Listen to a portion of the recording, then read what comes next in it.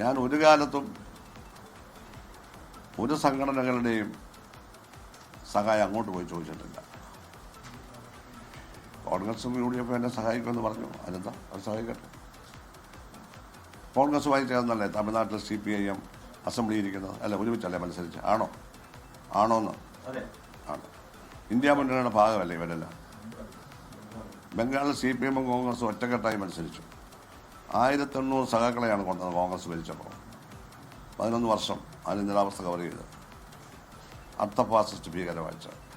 ആ കോൺഗ്രസ് അവിടെ കൈകൊടുത്തില്ല. ആ കോൺഗ്രസ് അല്ല ഇപ്പോഴത്തെ കോൺഗ്രസ്. അതൊക്കെ പോയി. നമുക്കൊന്നും കിട്ടിയില്ല. CPM ഒന്നും കിട്ടി, അവർക്ക് 2 സീറ്റ് കിട്ടി. അങ്ങനെ മിക്ക സ്റ്റേറ്റിൽ ഒരുമിച്ചല്ലേ മത്സരിക്കുക. ബീഹാറിൽ ഇന്ത്യ മുന്നണിയുടെ യോഗത്തിൽ പ്രസംഗിക്കാൻ MA ബേബി കഴിഞ്ഞ 2 മാസം മുമ്പ് പോയല്ലോ ഇലക്ഷൻ കാലത്ത്. അത് രാഷ്ട്രീയമാണ്. അതിനുടനെ വേറെ കാര്യങ്ങളൊക്കെ പറയുന്നവർ മനസ്സിനോട് തുപ്പുകയാണ്. ഇവിടെ പക്ഷേ ഇന്ത്യ മുന്നണി പ്രയോഗത്തില്ല. കാരണം CPM-ന് ശക്തിയുണ്ട്, കോൺഗ്രസിന് ശക്തിയുണ്ട്. ആരുടെ സഹായം വേണ്ട.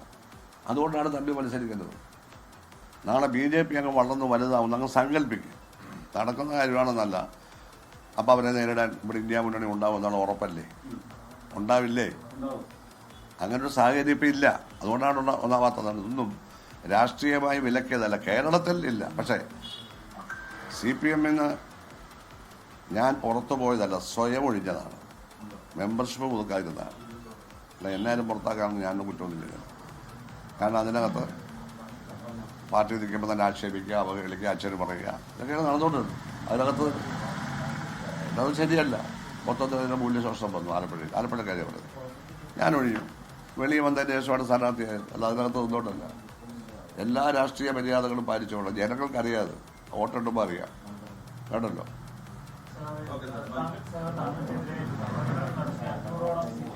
അതൊക്കെ പദ്ധതി ഞാനും വായിച്ചു.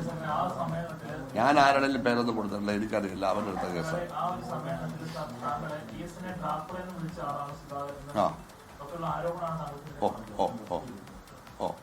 ഇതെല്ലാം കുത്തിപ്പൊക്കാണ് ഈ പത്രസമ്മേളനം. ആരാണ്ടൊക്കെ പറഞ്ഞ ഊച്ചാളി പീസ്. ഇതാണ് നിങ്ങൾ വന്നിരിക്കുന്നത് അല്ലേ? നിങ്ങൾ വന്നിരിക്കുന്നത് ഇതുപോലുള്ള അലവലാകത്തരം ചോദിക്കാനല്ലേ? PS മരിച്ചു അല്ലേ, എഴുതരുതെന്ന് ഗർജിച്ചാൽ നിർത്തടാന്ന് പറഞ്ഞത് അവരോട്. മനസ്സിലായില്ലേ?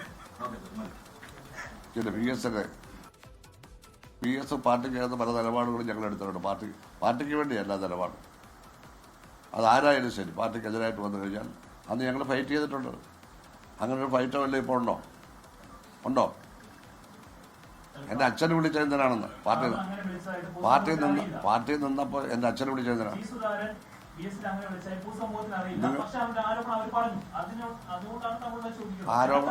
ആരോപണം അറിഞ്ഞത് VS-നെ അറിയാൻ വയ്യാത്താരണ്ടോ? അത് കഴിഞ്ഞല്ലോ. അവൻ LC മെമ്പറായിരുന്നു.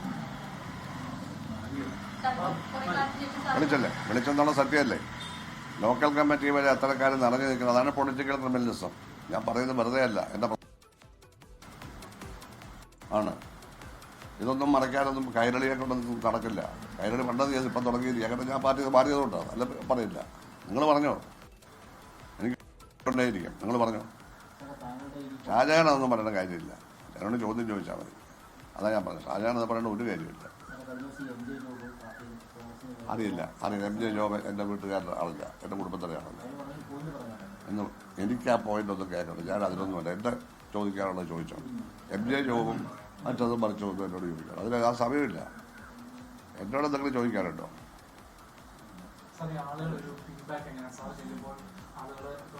നിങ്ങളൊന്നും അന്വേഷിച്ചില്ല.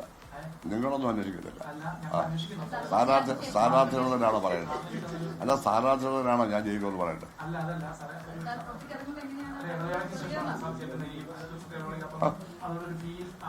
5 വർഷം ഇടവേള ഭയങ്കര ഇടവേളയാണ്. അത് ഞങ്ങളാരും മത്സരിക്കേണ്ട. അത് പാർട്ടി പറഞ്ഞുകൊണ്ടല്ല. അതൊക്കെ പോയില്ലേ. ഇപ്പം 6 ടേം തുടർച്ചയായി മത്സരിച്ച ആര്യവ് മത്സരിക്കല്ലേ? ആ 2 ടേം പോയില്ലേ? സഹിച്ചറിയാൻ 3 തവണ. അതിലെന്താ തെറ്റ്? അവരുടെ ഇഷ്ടമാണത്. ഞാൻ പറയുന്നത് പാർട്ടിയുടെ ആ 2 ടേം അവർ കളഞ്ഞു കാണുമായിരിക്കും. ഞങ്ങൾ മാറാൻ വേണ്ടി 2 ടേം കൊടുത്തു. ഞങ്ങൾ മാറി കൊടുത്തല്ലോ. വേണേ എനിക്ക് അന്ന് മത്സരിക്കാം. 50,000 വോട്ട് ഞാൻ ജയിച്ചാൽ അന്ന് മത്സരിച്ചത്. ഈ നിർമ്മാണമൊക്കെ നടത്തിയ സമയം മത്സരിച്ചില്ലല്ലോ. എന്ന് മാത്രമല്ല, എൻ്റെ പിൻഗാമിയാണെന്ന് പറഞ്ഞല്ലേ അത് MLA ക്യാമ്പയിൻ നടന്ന് ജയിച്ചത്. അതൊന്നും നിങ്ങളാരും കേട്ടില്ല. ഞാൻ കൂടെ നിൽക്കല്ലേ, ജയിച്ചു കഴിഞ്ഞപ്പോൾ പരാതി. അതാണ് ഞാൻ ഈ നിലപാടിലെടുക്കാനുള്ള കാരണം. ആ കള്ളപ്പരാതിക്ക് കൂട്ടുനിന്നവർ പാർട്ടിയുടെ ഉന്നതതലങ്ങൾ വരെ ഉണ്ടായി. അവരത് തിരുത്തിയില്ല. പക്ഷെ ഒന്നും നടന്നില്ല, അത് വേറെ കാര്യം. നടക്കത്തില്ല, കാരണം കള്ളപ്പരാതിയല്ലേ. ഇത് ജനങ്ങളെല്ലാം കണ്ടുകൊണ്ടിരിക്കുകയല്ലേ. മറ്റൊരു കാര്യം, ഇപ്പോൾ മാധ്യമങ്ങൾ പല ഘട്ടങ്ങളിലും താങ്കളോട് സംസാരിക്കാനും താങ്കളുടെ പ്രതികരണങ്ങൾ അറിയാനും ഒക്കെ ശ്രമിക്കുമ്പോഴും താങ്കൾ ഞങ്ങളൊരു ശത്രുക്കളെ പോലെയാണ് കാണുന്നത്. പലപ്പോഴും ഞങ്ങളെ നിങ്ങൾ എത്ര പേരുടെ പ്രതിനിധിയാ? നിങ്ങളുടെ കാര്യം പറഞ്ഞാൽ മതി. ഞങ്ങളെന്ന് പറയാം.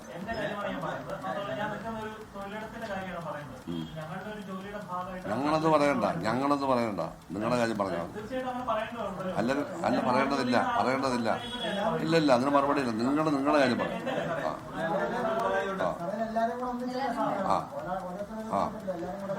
ആണോ? അപ്പൊ നിങ്ങൾ ഇദ്ദേഹത്തിന്റെ ഏജന്റാ അല്ലേ? അല്ല, നിങ്ങൾ വീട്ടിൽ അനുവാദമില്ലാതെ വന്ന് കയറി രഹസ്യ സംഭാഷണം കേൾക്കുന്ന ആളാണ് നിങ്ങള് അങ്ങനെ പറയുന്നു. ലോകത്തെവിടെയായാലും ഏത് സമയത്തും 24 വാർത്തകളും ഓഗ്മെന്റഡ് റിയാലിറ്റി പാക്കേജുകളും എക്സ്പ്ലെയിനറുകളും വിശദമായി കാണാൻ ഞങ്ങളുടെ യൂട്യൂബ് ചാനൽ നിങ്ങൾക്ക് സബ്സ്ക്രൈബ് ചെയ്യാം.